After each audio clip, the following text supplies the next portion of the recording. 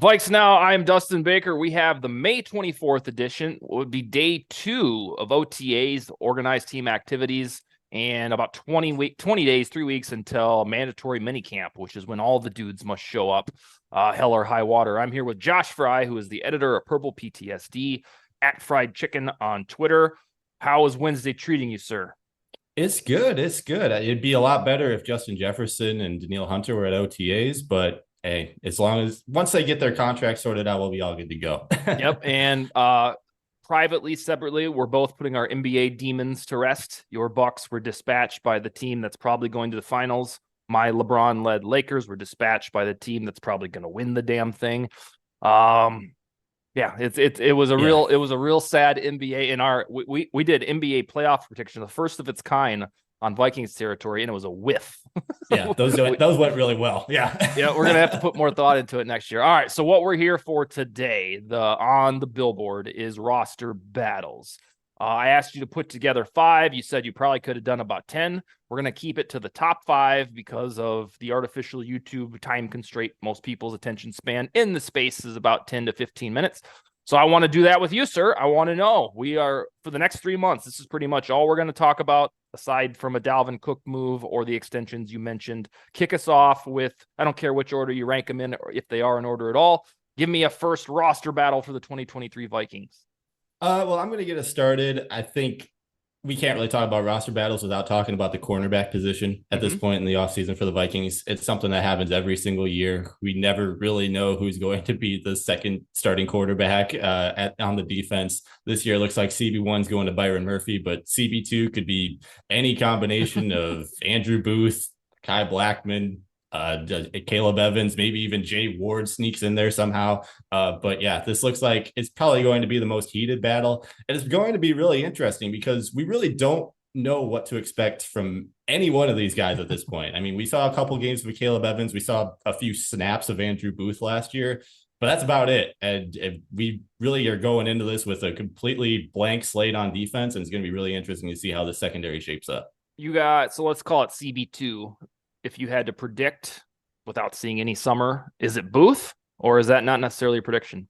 I think I think it would be Evans, honestly, just because we actually got to see him play a lot last year. Andrew Booth had a really great training camp last summer, so maybe he can sneak in there, and with his just competitive mentality that he brought over from his time at Clemson, maybe he can get in there. But I do think at this point, Caleb Evans has the most starts on this defense other than Byron Murphy. So I think that has to make him the favorite right now. Yeah, he's probably the favorite based on 2022 resume, because even though he was beset by concussions, when he did play, he played quite well. Andrew Booth was also riddled by injury, and when he played, he sucked. And so the only thing that would keep Booth, and it's a big thing, in contention is his draft stock. And one of the most fascinating storylines on the whole, roster battles be damned, is how Booth performs this year, because it is a either endorsement or an indictment of Kwesi Adofo-Mensah's draft acumen, because you basically said, we'll take Lewis Seen and Andrew Booth instead of Kyle Hamilton. That was the mindset in last year's draft, as you know full well. I think you were a Hamilton guy. Who's your second roster battle? Second, I'm going to go... This one's not going to be as contentious at the top, but I think tight end is going to be a really interesting battle. A battle? Really? I think they've got a bunch of guys at that position right now, first and foremost. Oh, you mean in general? Okay, not necessarily TE1 or TE2. Oh, yeah. TE1 is TJ Hawkinson, no matter what, unless he, I don't know, decides he doesn't want to play for the Vikings anymore, which, according to his comments yesterday, doesn't seem like that's the case. He wants to be here for a long time, whatever that means. So I think he's TE1. Josh Oliver probably TE2, unless something crazy happens this summer there. But behind them, Johnny Munt, Ben Ellison, maybe even throw Nick Muse in there as well. I think this is going to be an interesting battle, because they're not going to take 5 tight ends into the regular season. I'd be shocked if they took 4, to be honest. So this is probably going to be a battle for TE3. And those 3 guys, I think they've all got the skill set that they can be a TE3 in the NFL. And if it worst comes to it, I mean, Johnny Munt, he showed last year he can be a pass catcher for an offense. He didn't do it a ton, but when he was asked to, he did a pretty damn good job of it, and he's a great blocker as well. So there's value. Ben Ellison, he had his injury problems that ended his season, but when he got on the field, he was really good. And Nick Muse, second year in the NFL, get a full offseason under his belt. Who knows? I mean, he's one of the fastest guys on the roster last year, and maybe that propels him up to the third spot this season. And he's a crazy draft pick, so that'll give him some added value in this roster too. So I think that's going to be an interesting, underrated one to keep an eye on. Yeah, it is, because Hawkinson at the top of the ticket does both, but I guess is primarily known, when I talk about both, I mean blocking and receiving, but showed beyond the shadow of a doubt that he can be a target hog when called upon. And then Oliver was signed specifically, at least for his niche resume, the run blocking part, indicating the Vikings want to run the ball more. But yeah, then after that, you got the goofball and Nick Muse, you got the old warhorse and Ellison, and then somewhere in between with Munt, who would probably be the front runner because of his ties to O'Connell and then the little bit of productivity that he had when called upon. So TE3 would be on the ticket for you. What's number 3? Number 3, I'm going to go with the linebacker spot because Brian Asamoah is probably the favorite right now to take over that other starting spot opposite Jordan Hicks. But at this point, I don't really know if we can really stamp that in right now and say he's going to start week 1, just because we haven't seen a ton from him. We've heard a lot about how great he is, but on the field, we haven't seen much of him other than a few spurts here and there. And then you got a veteran guy like Troy Reeder, who just a couple of years ago started 10 games for a Super Bowl defense. So I do think that there's going to be a little bit of a battle there. And then Troy Dye, say what you will about him, but he's another veteran guy that at least knows what he's doing at the linebacker spot. So I think that it's going to be a little bit of an interesting battle going into for this off-ball linebacker. What about Ivan Pace? Is he practice squad, or does he make the 53-man?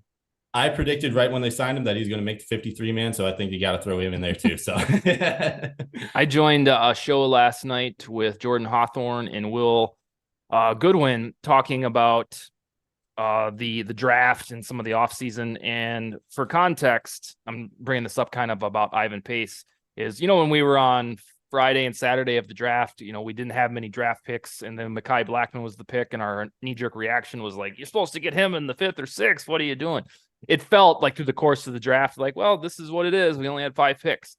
But when you look at Ivan Pace, who was supposed to be a mid or late rounder, Andre Carter, same thing. And then the fact that they already have TJ Hockenson and Caleb Evans as their draft picks because of the trade, it really gives you a different lens to which to look at the draft, because it's, when you look at the tail of the tape, it is Addison, Blackman, Ward, and Jaron Hall, and Jaquelin Roy, and Dwayne McBride, and you're like, okay, that'll work. But if you factor in guys who could have been drafted, Pace, Carter, and then the guys you have in Hockenson and Evans, it really looks like a bang-up draft. And it's tough to say that because it sounds like you're, just cherry picking the draft class, but it's really the truth. These are guys that were acquired outside the means of the traditional structure that really made it tick. So Ivan Pace, he said, y'all done fucked up on Instagram after the Vikings signed him because 31 other teams said no thanks. Do you foresee him being like comes in, ends up the 2023 season having 70 defensive snaps and maybe some special teams work? Or can he actually just push it to the limit and steal Jordan Hicks's job, or maybe an injury happens or something? Would he be the next man up, or is it Troy Dye and Troy Reeder? If everybody stays healthy, I don't think that he's going to sneak into the starting rotation at all. I'd say I think the best case scenario for him would probably be like what we saw from Brian Asamoah last year, where towards the end of the season, he's starting to get more snaps. It looks like he's starting to get a hang of the defense because he's got a lot of the same sort of skill set that Asamoah had coming into the last year, where he's not quite as fast as Brian is, but he's got all that dog mentality in him. Like, he was a huge run stopper during his time at Cincinnati. Then pass rush too, he can definitely add a little bit there too. So Brian Flores is going to love that from him. So because of that, I think that he's got a great chance of making this roster and being a little bit of a contributor towards the end of the year. And any newcomer listeners to the show, remember that with the Pittsburgh Steelers, Brian Asamoah checks notes, coached linebackers. So in theory, this group should be in good hands, and you have to assume he consents as to the talent pool. You might look at it now, or at least NFL fans might look at it and be like, Jordan Hicks, Brian Asamoah, what are they doing? but it must be good enough. They're blitzing. That's what yeah. they're doing. Yeah. They're going to use all these safeties that they got, and they're coming after you. All right. What's number 4, good sir? Number 4, I'm gonna stay on the defense. I'm gonna go defensive line here. I think that this is gonna be an interesting one without Dalvin Tomlinson there anymore. They signed Dean Lowry off the Packers, obviously, so hopefully he sticks around for more than 1 year. Different from Zadarius Smith and Shannon Sullivan, maybe stays a little bit more productive and sticks around. But outside of that, you got Kyrus Tonga, who down the stretch of the year looked like a really damn good nose tackle. I think he's going to probably step in and take over that spot that's left from Dalvin Tomlinson. But other than that, I mean, you got Jonathan Bullard in the mix as well. And I'm missing a name. Harrison Phillips. That's who I was missing. Obviously, Harrison Phillips, who's a great pass rusher from the interior too. So that's 4 guys. You got 3 spots. Somebody's going to have to sit out. So I think the battle here would be, like you said, determining who replaces Tomlinson. I think they would need a big-bodied run stuffer, because if not that guy, then who? I guess in theory you could just call Harrison Phillips the run stopper, but he doesn't have that Linval Joseph like acumen, or at least reputation, to stuff the run.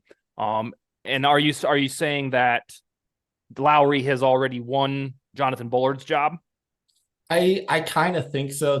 I feel like, why would you add him if you weren't expecting him to start? So I think that would be my prediction right now. But I mean, Bullard, before he got hurt, started a few games for the Vikings last season, and a bunch of them. Yeah, he wasn't he wasn't setting the world on fire or anything, but he was at least a contributor out there for the defense. So I think that you gotta keep him in the mix too, though. So it's going to be an interesting battle for sure. I think Tonga, honestly, is going to be what you're saying, that big run stopper in the middle for him. Yeah, because if it's not Tonga and they indeed want a big-bodied nose tackle, they're either going to have to promote Sheldon Day, explore Jaquelin Roy, or look at free agency, because there's always, it seems like, 3 or 4 decent nose tackles available. I don't know why. For in years past, it was always Snacks Harrison who was there. It was like, oh, nobody wants him. They can go sign him.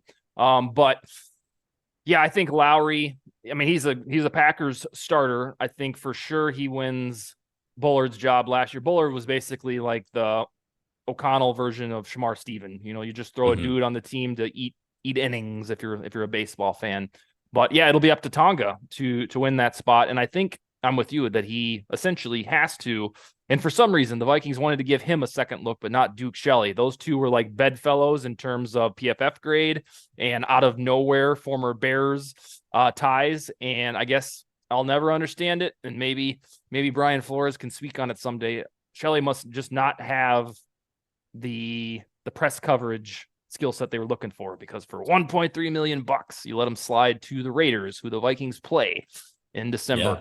Maybe it's the exact opposite mentality. You can't have enough defensive tackles, rather than Mike Zimmer's. You can never have enough defensive backs. Oh yeah, I think Yannick Eckhart from VikingsTerritory.com wrote a few weeks ago that there's going to be, not necessarily shocking, but there's going to be a lot of defensive tackles who are cut, because they have so many, and it's, I guess, so few spots in a 3-4 defense that it won't. And I mean, Kenny Willekes was already shown the door because of the Lucky Jackson edition. So yeah, I think that they have so many DTs right now that when roster cuts all happen on the same day, August 29th, it could be like 4 of them that were like, oh wow, Bullard's gone and blah blah blah is gone. All right, what is your final roster battle?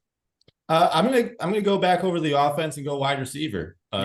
Yeah, Jordan Addison, KJ Osborne, obviously fighting for that wide receiver 2 spot. Whoever doesn't get it is probably going to WR3. But then beyond that, you've also got the fact that Jalen Naylor, Jalen Reagor, you got the 2 Jalens fighting for a spot to be that primary depth, that deep receiver. So I think that's going to be a interesting one to keep an eye on. Malik Knowles, another undrafted free agent. He might sneak his way in there, because he's not only a really great returner in college, but he was also just a speedster with track speed that just can get the ball downfield and open things up for you deep down the secondary. So I think that's going to be a really interesting battle to watch as well. Yeah, on wide receiver, I think this is one of the first true litmus tests between Mike Zimmer-led Vikings and Kevin O'Connell-led Vikings, because I can feel it in my bones that if they would have drafted Addison, probably wouldn't have, with the defensive needs. he would have been introduced slowly while Osborne was probably the WR2 through week 6 or so. I mean, hell, it took Jefferson until week 3 to be trusted. So if Zimmer was still in charge, a moot point, I firmly believe Osborne would be the WR2 to start the season.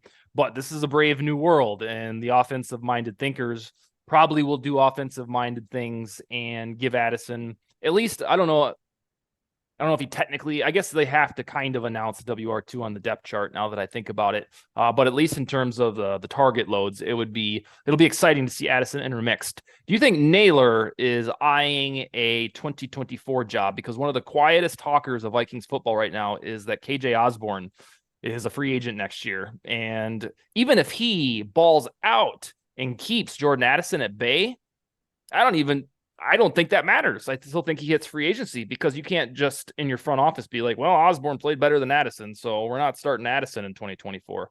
I think Osborne is probably gone no matter what, even though we love him.